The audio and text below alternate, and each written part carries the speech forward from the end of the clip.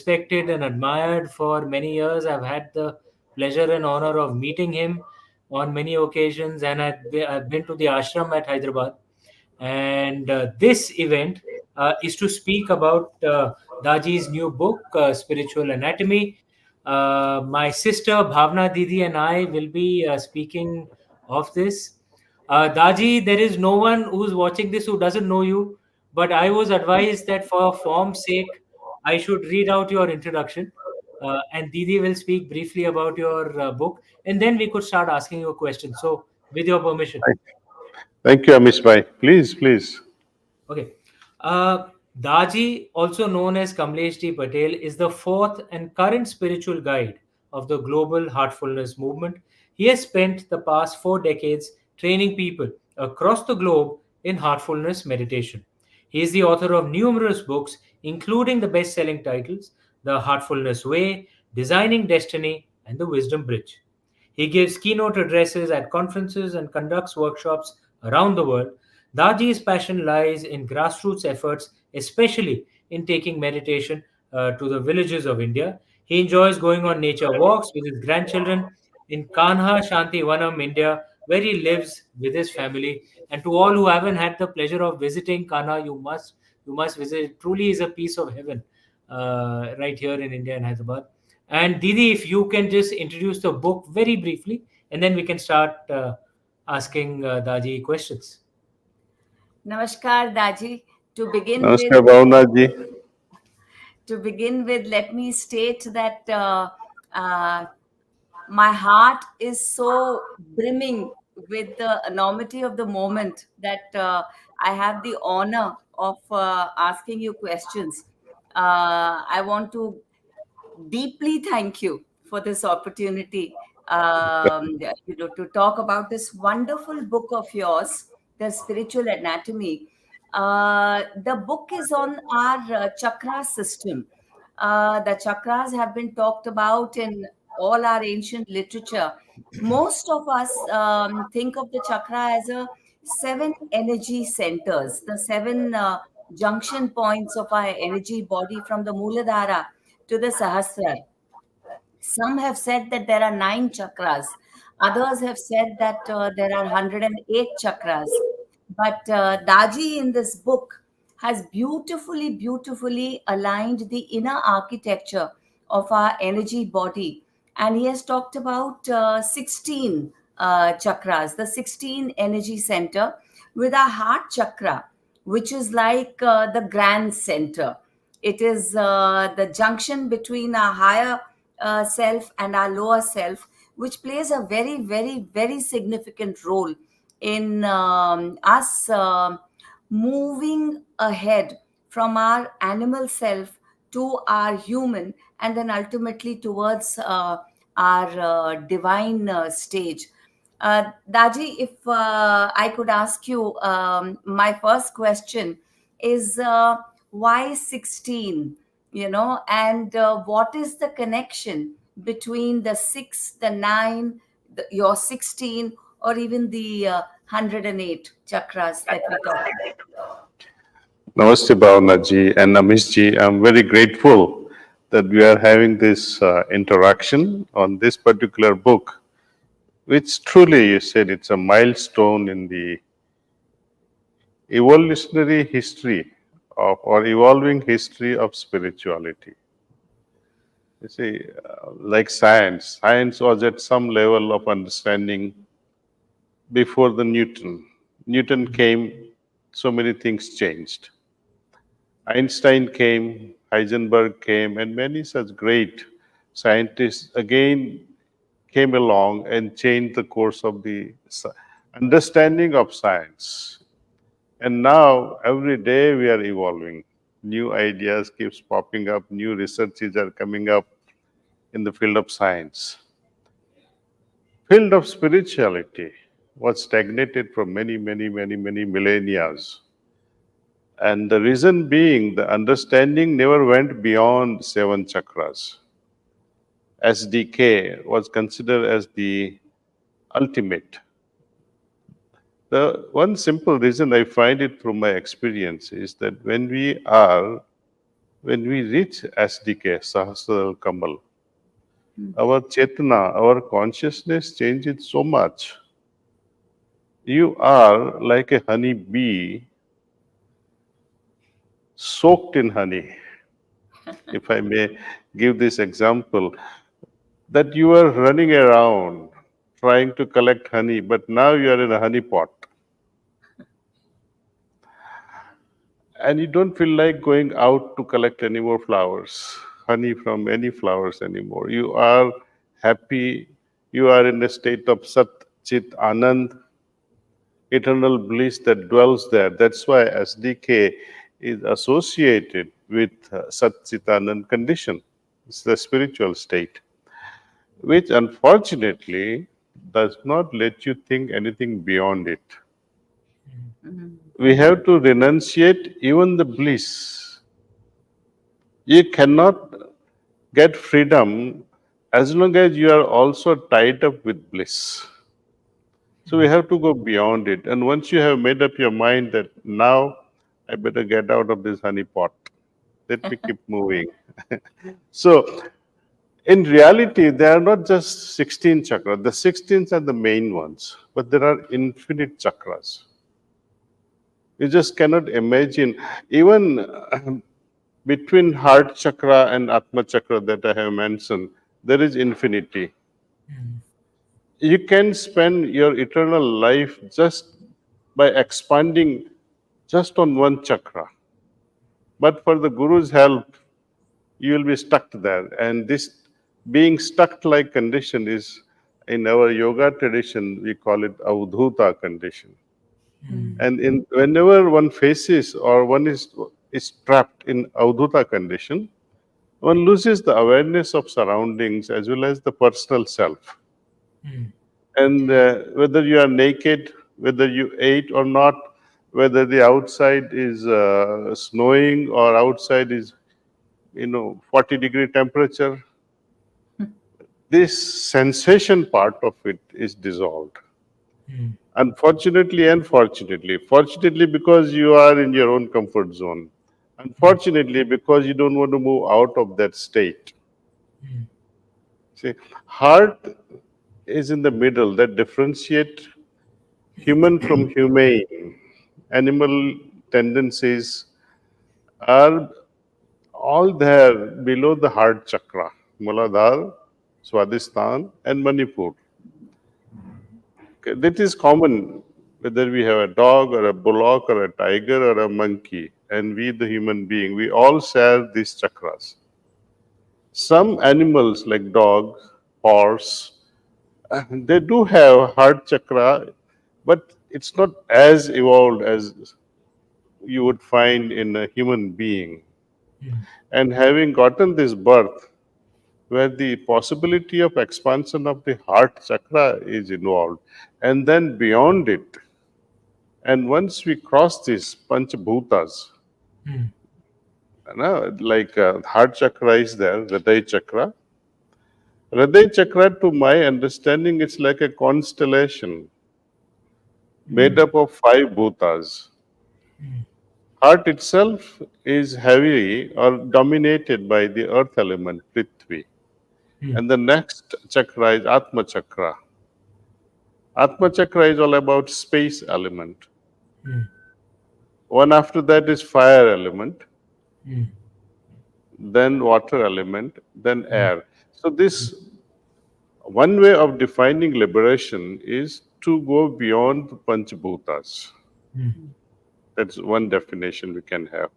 Another definition is also possible that these five chakras, because of its association or their association with the Panchabhutas, they are caught up with dualities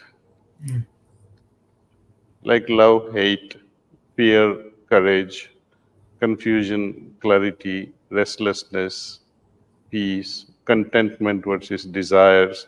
All these are there. And once we transcend these dualities, then there is possibility of liberation. See? So these three chakras below and this constellation of five So that makes eight chakra. And this Agya chakra, that's where from the possibility of liberation opens up. And in yoga tradition, especially the nomenclature that my Guruji gave, that Brahmand Kshatra begins there. Mm. And this particular chakra, Akya chakra, is full of powers.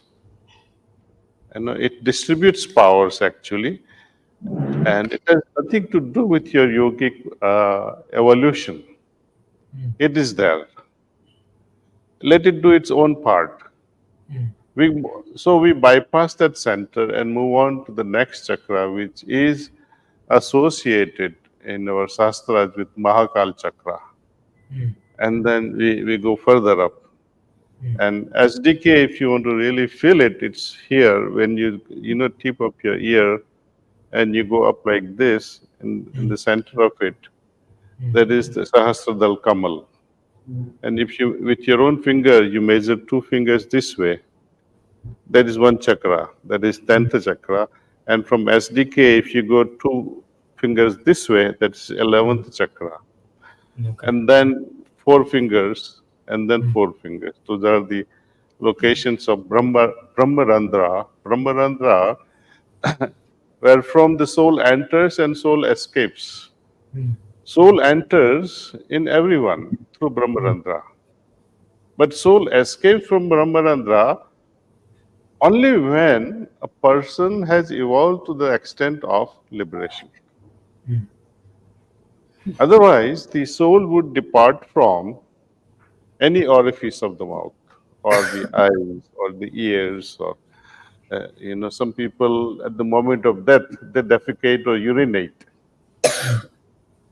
You know, some people just eye pops up and rolls backward, where from the soul would depart. Some people would see the bleeding through the ears, and unfortunately, knowledge of departure of the liberated soul from 12th chakra interferes somewhere in our society. What they do in Smashan Bhumi, they will smash the skull of a person At the back. just before finally Yes, yes, giving a yes. spark for the That is it. Yeah. final rites. They break the skull so that the soul can go out of this Brahmarandra chakra. Mm. Right? But it's not a physical escape. Soul has already gone anyway. So what are they trying to do by breaking the skull? Mm. At the moment of cremation of Swami Vivekananda, one of his associate, he got so wild, so angry at the people who came to give a final cremation to Swami Vivekananda. He said, no one will touch his body. But they were all ready with an axe to break and smash his skull. Mm. So this is not right. Mm.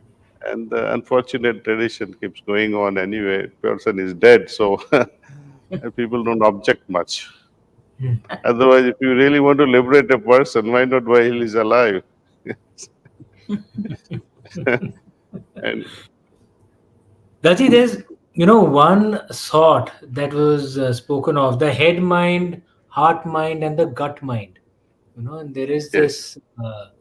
Uh, there's modern science. You've also spoken of it, that there are neuron-like cells uh, in the gut, heart, and this is mind.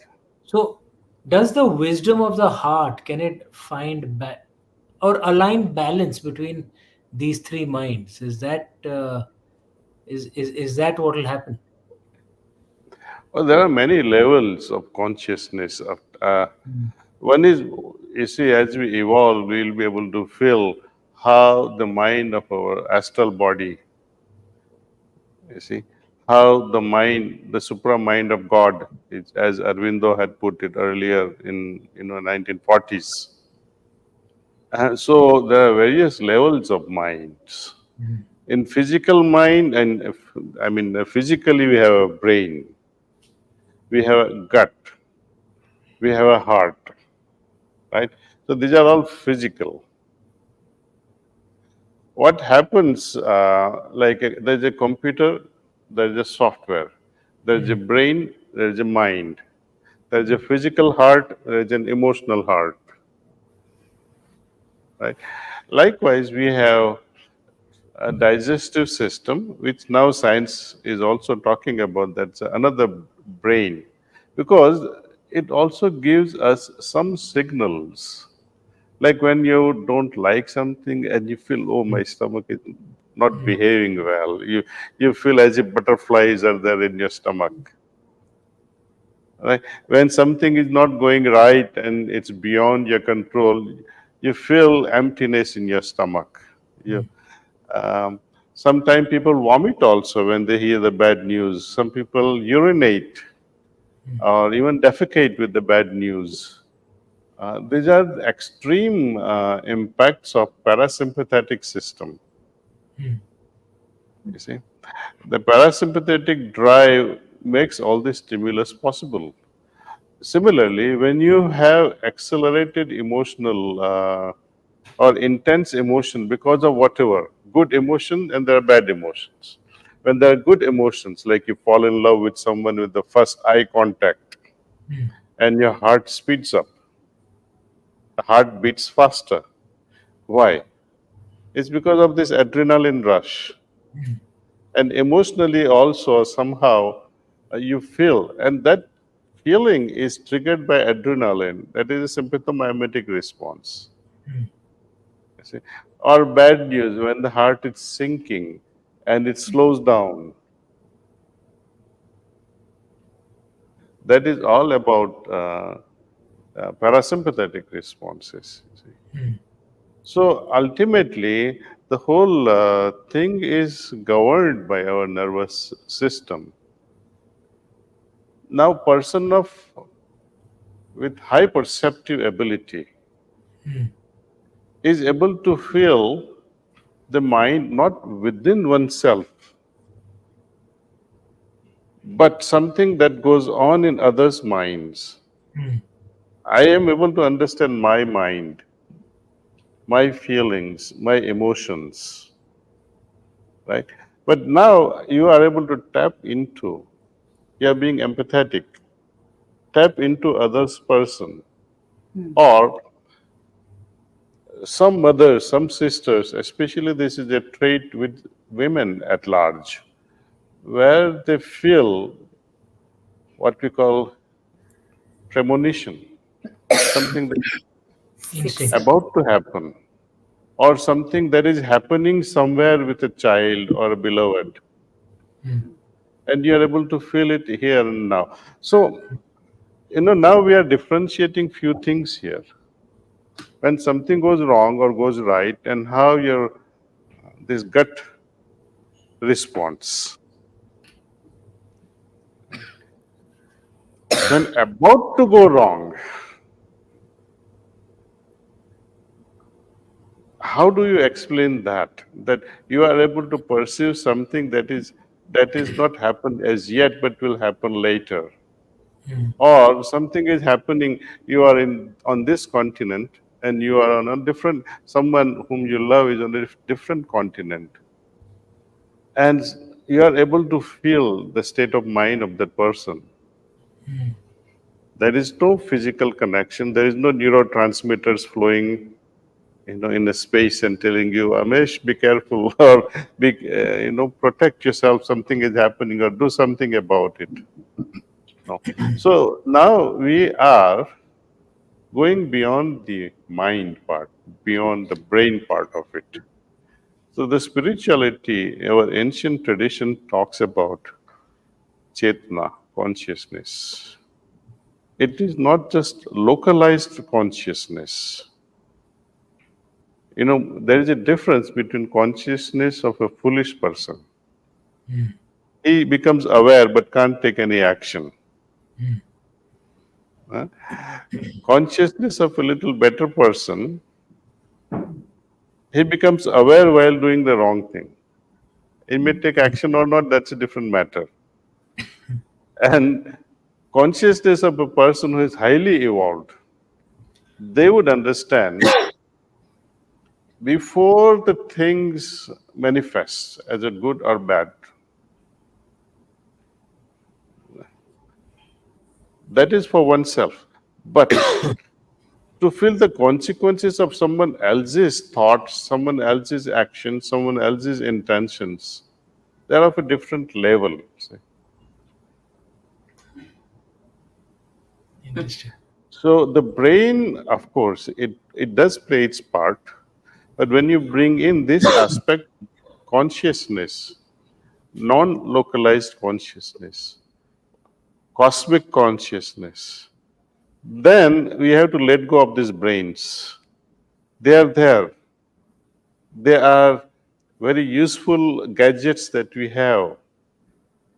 But as we transcend the body, as we transcend the senses, as we transcend also the consciousness, I think our spiritual game slowly unfolds right in front of us. And that's what this whole book is all about. That, you can read something, but there is more fun when that knowledge is actualized in your day-to-day life. That what happens at Atma Chakra, what happens at Agni Chakra, what happens at Agya Chakra, things like that. You see, one should be able to experience. Then you'll enjoy spiritual journey. There is no the point in just make believe or having a shraddha, faith. These are all masks. We wear these masks, this belief system actually does more harm than good if you ponder over it. Because let's see, tonight is Mahashivratri night. And imagine, Amish, for a moment, Lord Shiva comes to you at 12 o'clock at night when you're fast asleep in his attire, eh, on his Nandi, bashing into your bedroom with his cobra, with his and with his red monies in its eyes, Trishul in his hands. I think you will start perspiring like hell. No, no. I'll get up and jump down and hold his feet. It's because I told you it's Lord Shiva. But I give this example many a times. You see, these are all symbols. Yeah. These are all visual graphics. There's a meaning behind all the things, like Lord Vishnu resting, on a Mahasagar, on a there's a specific name to this. What's the name of this? Sheshna. Sheshna. Sheshna. Sheshanaga. And Sheshna. he's so restful, sleeping on that infinite ocean. And Lakshmi ji or Sri, comforting him. Abundance. These are all symbols, Yes. powerful symbols. Likewise, Lord Shiva in a specific attire. Likewise, Ma Durga in a specific visual, with a specific visual graphics, I would say. In reality, they're different. But we have fixated them with a particular visual graphics to convey a message to an ordinary human being. Not to scare them, but to tell them, look, you can be them like them too. You can have association with the Shesha, or you can have an association with a tiger or a lion. You are a woman and still carry a bow and arrow and a sword. These are all symbols. Women, you are not weak. You can still muscle up and use a sword when needs are there. See,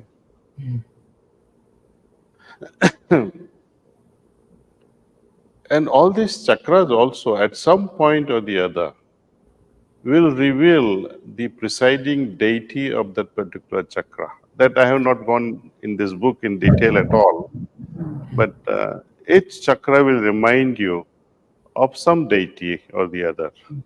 Mm.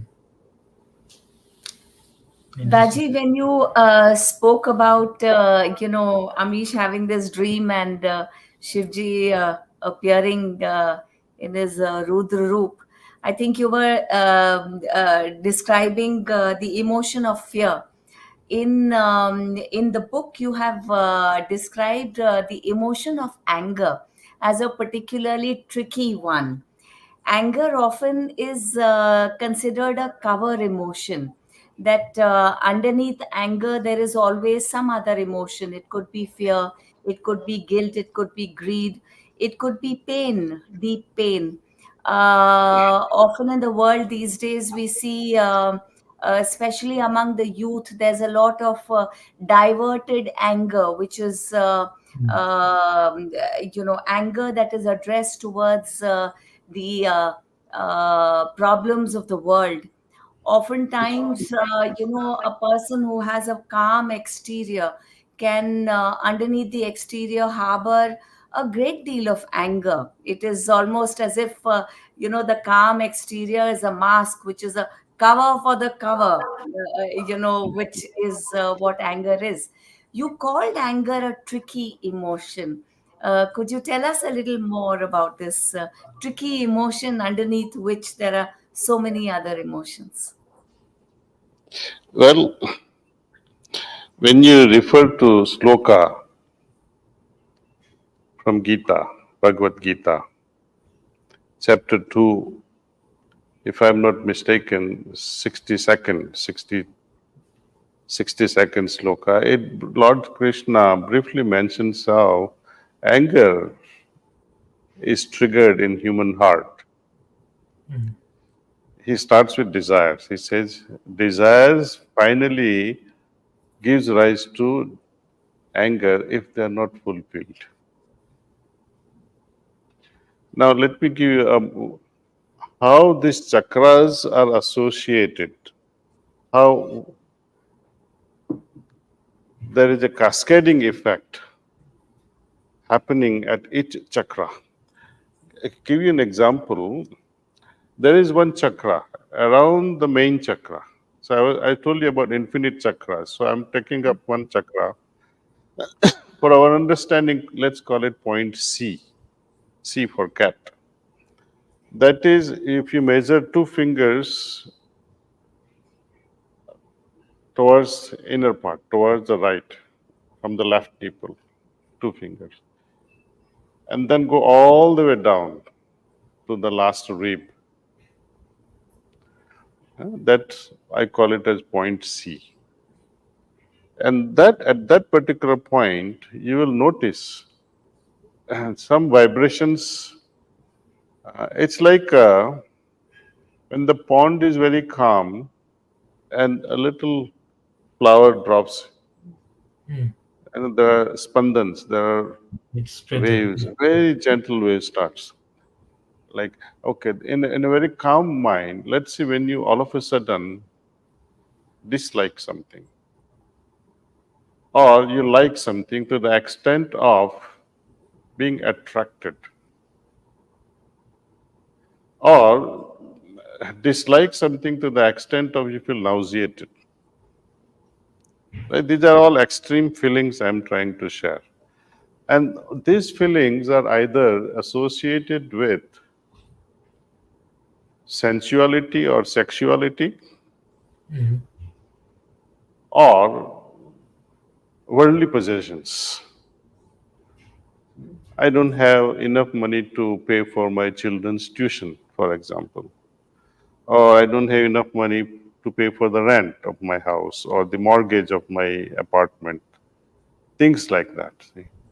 Or I need to buy a new TV or I need to buy a car, the worldly stuff. Now, the emotions arising out of sexual needs, sensual satisfactions, Mm.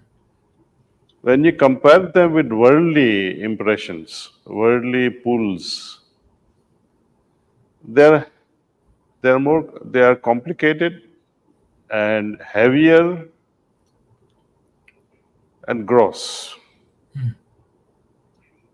And they settle at a lower chakras, somewhere below, and the impressions which are you are gathering because of worldly lack or worldly worries, they settle at little above. The vibration settling out of these sensual things, let's call it the point B, which is roughly about, if you go roughly about 4 fingers above, and 2 fingers above that would be the point A, related to worldly things. Now, think for a moment. One of the desires, be it worldly or sensual, is not fulfilled. And you continuously keep harboring those thoughts. What happens then? You'll, that affects the heart chakra. And when it remains for a long time, this disturbance at the heart hridaya chakra, it disturbs the Atma chakra. Atma chakra is all about peace. That's why we say Atma Santi. Even when that gets disturbed, it affects the fire chakra. Person becomes irritated. More peaceful you are, and when something goes against your wish, the disturbance is quite obvious. This chakra gets affected, the Agni chakra. And when you remain irritated and angry for longer enough time, slowly you develop what they call fear. And from fear arises a state of consciousness which confuses you.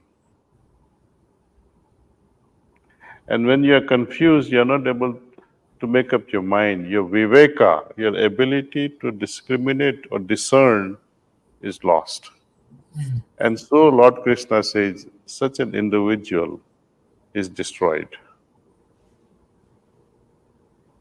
मनुष्य का मन खत्म हो गया, is finished. Then it's no longer manas.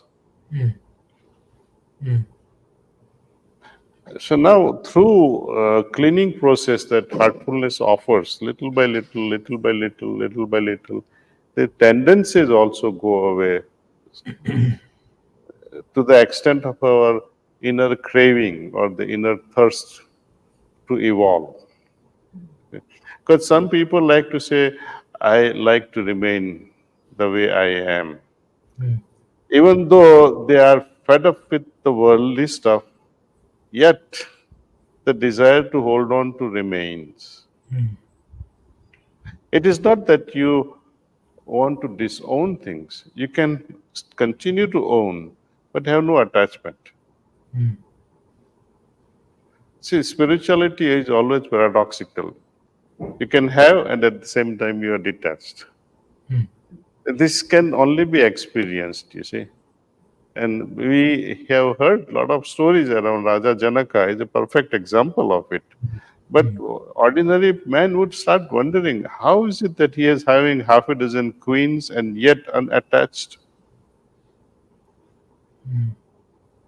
Or he lives in a palace and yet he is called Moksha Purusa. But only your experience, your anubhav, your anubhuti can convince you and say, okay, this is possible. Interesting. Building on this, Taji, the concept of science and spirituality, at least in the West, there's this belief that the twain can never meet. Um, what is your view on it? Do you see science and spirituality converging one day? And what can India do on this? Well, when we read Vedas, Hmm. Our holy scriptures are they are mixtures of spirituality and science. There has to be marriage of both. Mm. See, science is very objective. Mm. Spirituality is subjective. Mm. Subject of God. They are in opposite. One is externalizing the thing, one is Mm. internalizing the thing or Right. interiorizing the thing. Right. The directions are opposite. Mm. But all the scientific researches are happening only when you go inward. Mm. Taking the concept or taking the problem inside. For example, Archimedes. I Mm. often give these examples of few great scientists who were able to tap into or who were able to intuit when they were in the most relaxed state of mind. Mm. When the king ordered Archimedes that let's find out what percentage of gold is there. Is it 100% pure or is it impure, mixed with some other metals? And I want you to find out the purity of this, the golden, what they call it, crown that was Mm. presented to him without breaking it. Mm. It was at those days it was a challenging problem, and Mm. Archimedes kept thinking, and one day while he was in his bathtub, suddenly that intuition arose, and while he was going into the bathtub, there was displacement of water, and then he figured it out. The rest. Same thing was Madame Curie, Mm. right? When you see the benzene structure that was discovered by Kekulé, Mm. he also saw something in his half sleep state, in a dreamy state, where the tail of the snake was, in the mouth of another snake, and that's how he formed the ring of Yeah. the six carbon. Yeah, even Einstein. I was reading one book, and they say he most of his uh, pastime, comfort time, was in a shower, in a bathtub again, and he would spend hours together there. So, and I think our rishis also, they were able to see things without space travels. They're able to astronomically figure out which planet is where, even Mm. to understand the vastness of the earth while being in India, figuring it out, it is a round thing. When you go inside, you are able to perceive things. Divinity. A lot of things. And in fact, one of the scientists who visited my Guruji sometime in 60s, Shahjahanpur, UP. And my Gurudev was, I think, matriculate or even less. And one gentleman asked Babuji, he was called Babuji, he said, can you see atom? I said, Babuji said, yes, I can see atom. I can go into the matter itself and I can draw it for you. And he did draw the nucleus, the particles within, and the electrons moving all around it. Mm. Then the scientist got so surprised that how did you know? You didn't even study all these things. And to my utter surprise, I mean, these are all hearsay stories, right, wrong, I'm not questioning that. But I do believe that he must have gone into it. Definitely, I am fully convinced because sometime in 1980, I was in his house, seated quietly in one corner, and he was just going towards one room. I thought he's going to the room, but then he bends down like this, uh, and he tells me suddenly he speaks to me and says, "Look." So I suddenly get up from the chair, and he said, "Look, I'm going to change the genetic pattern of the human race." He talks to me like that. And I said, uh-huh. And this was in 1980. I was just a pharmacy student then, see. Uh, I kept wondering, how is he going to change the genetic pattern of the human race?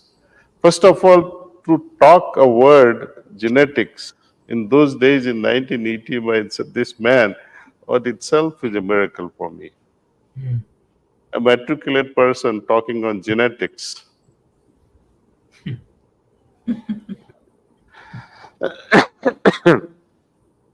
So these are all possible things.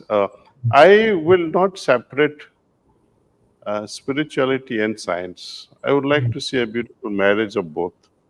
Just as we see Bhautikta, material world, and the spiritual world. Unfortunately, people see them differently. Mm. But there is no harm in spiritualizing my material existence. Mm.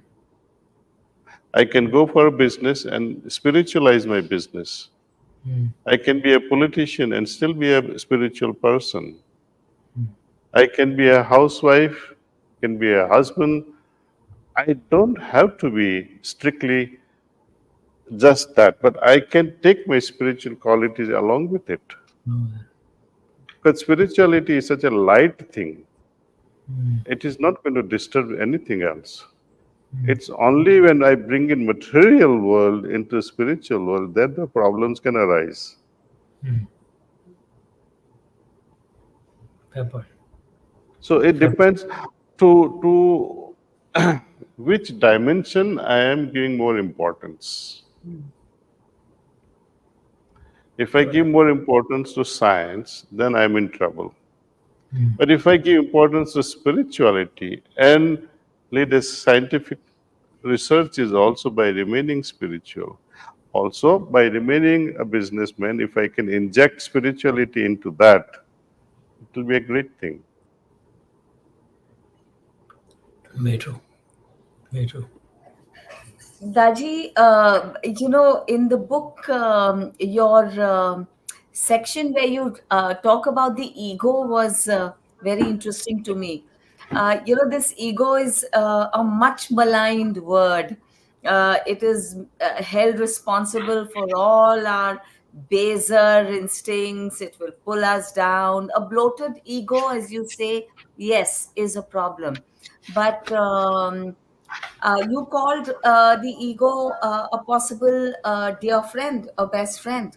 How is self It improvement can be. possible without an ego?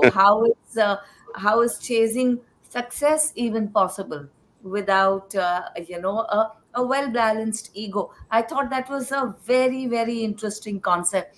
Can you talk to us about the balance that we can Yes. strike with the ego and stop it from being this bad word? Mm. Well, there are three things which are not really understood by most spiritual people, actually. And because of that, even the ordinary person considers three things as the biggest enemies. Yeah, in my childhood, I used to read some of the yoga literatures also, some small booklets my father used to buy, and I would end up grabbing them and read them. And all of them, they say, mind is your enemy, ego, ahankar is your enemy, and third thing, sex is your enemy. You see, and some people they go to the extent of destroying themselves. The biggest example is this, this person who blinded himself because he saw a lady and he started having bad thoughts about her, Surdas, right? And he said by blinding himself, he can become a saint. Then he should have understood that, Dhritarashtra would Mm. have become a saint long back. If blindness can make you a saint, so these are all absurd things. Mind can be your biggest friend.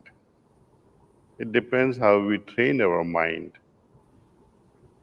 Creativity and sexuality, they will go together. Mm. You cannot destroy one and preserve the other. Mm. One becomes perverted, and perverted mind can never reach godliness. Mm. When you talk of ego, for example, I give you an example of a scientist or a musician or a football player or a cricket player. It applies to all fields. When I am playing my part, and if I say I am a flutist, I love playing music, for example. In reality, I may not be even knowing flute playing, but if I can start saying that, what does it mean? It is like blowing your own trumpets. You are presenting yourself, but you are not that individual. Mm. That is Mm. also an ego. Mm. Uh, That is very bad. Second one, I played my flute. There was a performance yesterday, and audience was on their legs. They were giving me a standing ovation. I'm happy about it. Today I have to perform again. I will not be happy if I did yesterday's performance, same as yesterday. But as a great artist, I would like to say, or I would like to see that my performance today must surpass yesterday's performance.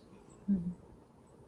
Now I'm using my ego to better myself. But to say that in entire India, there is nobody better than me, Yeah. that is arrogance. So we have, Gaurav, Garv, and there is another word in Hindi which I am missing out. Abhiman. Command, Viman. command, Command. Namand is even better. and arrogance. Command. Gaman, Gaurav, and Garvabhiman. See, these are all depends how we see things. Mm. See, mind, many people, especially those who are new to meditation, and when they begin meditation and they say, oh, I'm so much disturbed by thoughts. Even things that you would not think that I can think like that would come up. And one wonders, something is wrong with my head. Nothing is wrong with your head. It's all hidden, suppressed in your subconscious. Let it come out. You don't want to store the poison. Let it be out. But don't entertain them. Just remind yourself that you are meditating and they will wither away. Thoughts, they take power from us. Moment we become attentive towards it, they become stronger. And especially with heartfulness way of meditation, when we are undergoing a process of cleaning my subconscious, the only way of cleaning is to remove them the way they have entered. Yeah. For example, how do I form a particular impression, or how did I form a particular impression in the past for which I am undergoing boga now? The samskars that I formed in the past, I have to undergo the boga in the now or in the future. But unfortunately, whenever I undergo the boga of good things, I perpetuate it and I make it even worse, even more and more and more of it. And whenever I'm going through bad boga, you want to suppress it. Not now, not now, not now. So they will remain forever. And the good also becomes intensify. You become a grosser and grosser and grosser. You're accumulating more and more samskars. So when I watched a movie, for example, and having watched the movie, I come out with a particular impression in my head. And this impression goes into my subconscious through feelings and thoughts. Feelings and thoughts affects my consciousness. When it becomes my past, it becomes subconsciousness. Now, when I meditate, either now or 10 days later, if I have not resolved those impressions, they'll come back again, Nice. either through feelings or through thoughts. The same feelings will come back again to your mental surface. If you like it and keep it, you are again storing it nicely, see, in your subconscious. So actually, we have to let go of everything that surfaces, treat them as uninvited guests, and let them be. Only then you'll be able to purge it. Otherwise, they will become part of you forever. And then there will never be a change in my consciousness. कुछ लेना देना तो है नहीं मेरे को किसी चीज के साथ. When I'm watching a movie and somebody is being raped, or somebody is breaking into someone's house, or something very romantic scene is coming, I have nothing to do with it. Yet I carry the impression in my head. And I try to either suppress those feelings or try to enhance those feelings. They do so much of ruckus in our consciousness. It's unimaginable.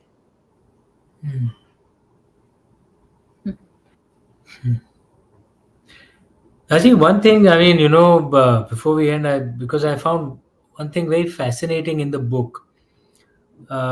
You said in the book that we are living through a silent revolution in the consciousness of the world. And yet, in today's day, if you ask most people, particularly the youth, it appears, there's a climate crisis, there's a war going on, there's inflation, there's just so many problems. So, is it that this crisis, or to use a modern term, polycrisis that we are all going through, it's a it's a process, it's a build up towards better consciousness for the world? Amish, it's a challenging question, challenging situation actually. How few individuals can take the entire world and make them a hostage. The world is made hostage by few individuals.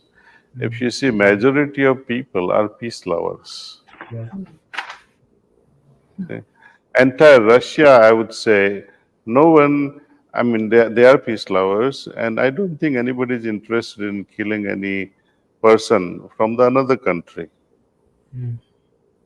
They are following the orders of someone with a negative set of mind.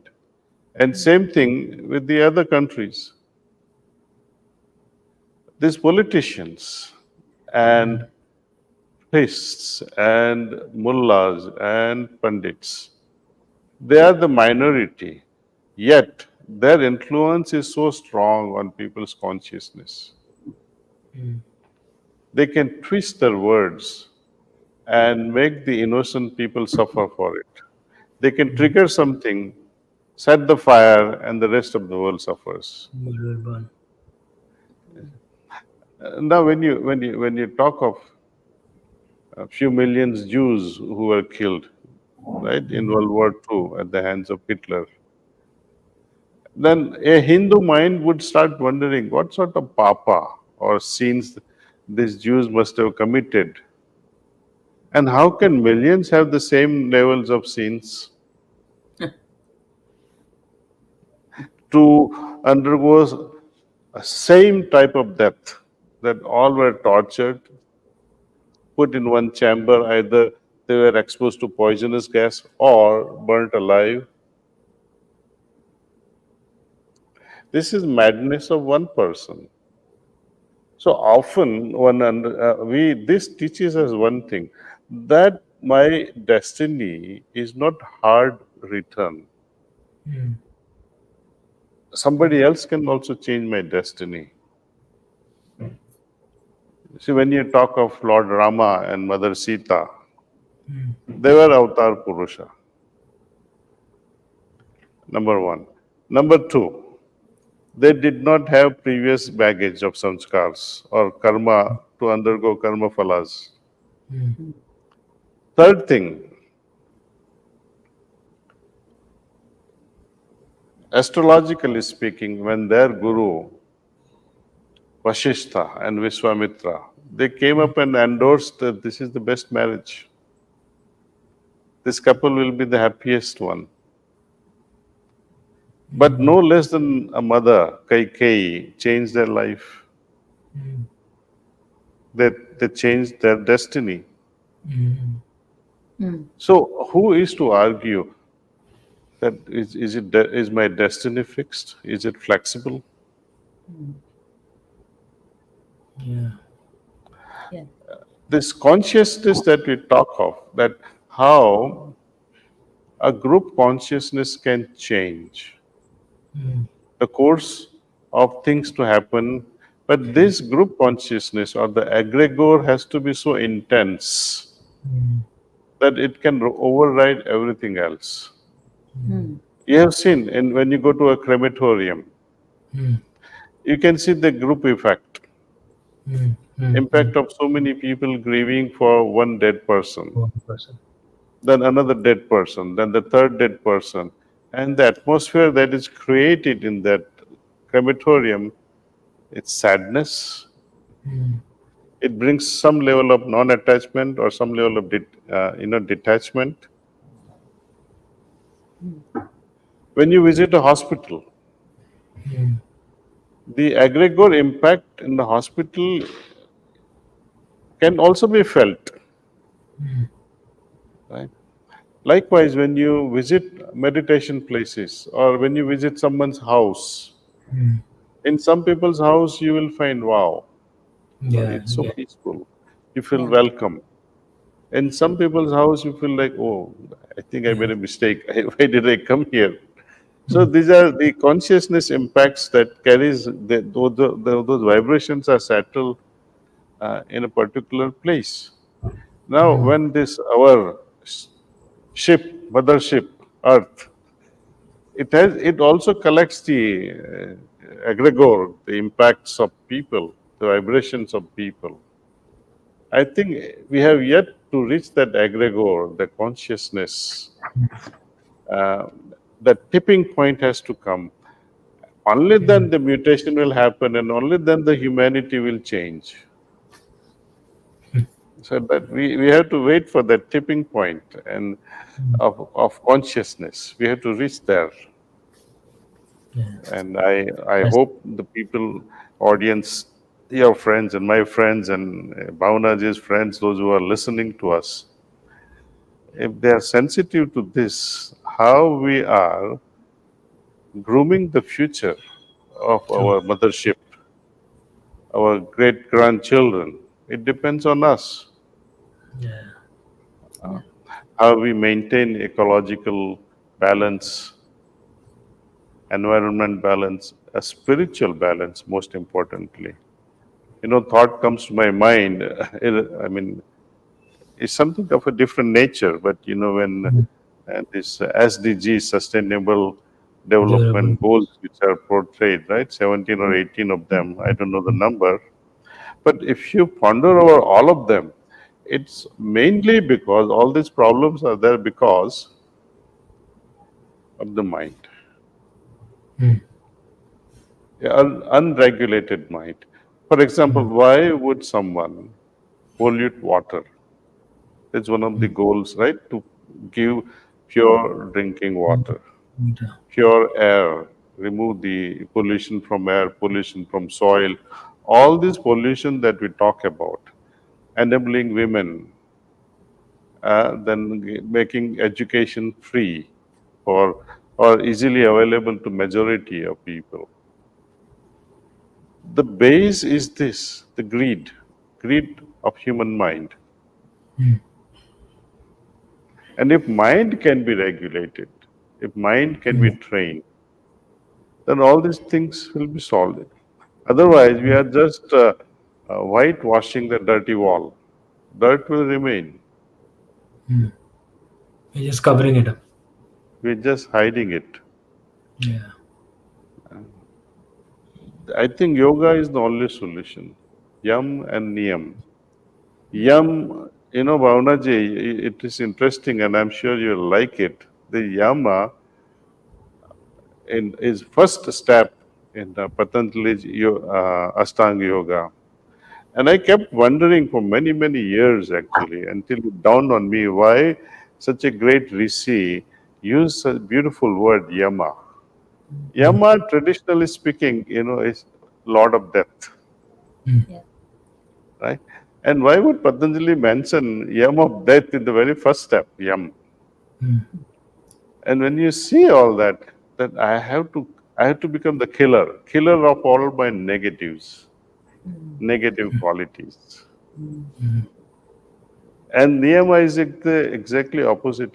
I need to embrace Embrace. or induct all those good qualities. That is Niyama. Yeah, And system. once we understand these fundamental concepts, I think then SDGs won't be required. It will happen naturally in a very sahajic way, in a very natural way, without much efforts. Fascinating. Um, Daji, fascinating as always. An hour with you goes by like we've spoken just for 5 minutes. And at the same time, it feels like we've been speaking for the entire day. It's always so educational speaking to you, Daji. I Amish can't wait ji, to come back to Kanha. And this time आ जाओ भाई. I'll bring my sister and my wife, and my sister Bhavna Di and my wife Shivani also along. We'll seek your blessings once again. Please come stay for a longer time. Don't come for a few hours like you did last time. Uh, Okay, I will please come certainly, for a few days certainly, No, and we will come. certainly. We will come. We will come, Daji. Wonderful. come. Absolutely. And if I Yeah, and may speak of this So book last enlightening. time again, please do check it out. Spiritual Anatomy. It's available everywhere. Both Dide and I thoroughly enjoyed reading it, and of course, asking Daji questions on it. Do check it out. Please thank you. read Thank you. this book. I had many more questions than I was able to ask, but I do want to tell you people that there is a lovely story in this book about when in 1976 Daji ran away from home and was sent back home by an Aghori Baba. So, if nothing else, for this story and a lot of other gems, please read this book, Spiritual Anatomy. Thank you. Thank you. Namaste, everyone, and happy Namaste, bhai. Mahashivratri to all of you. Lovely, bhai. Lovely. So I have some. You can stop recording now.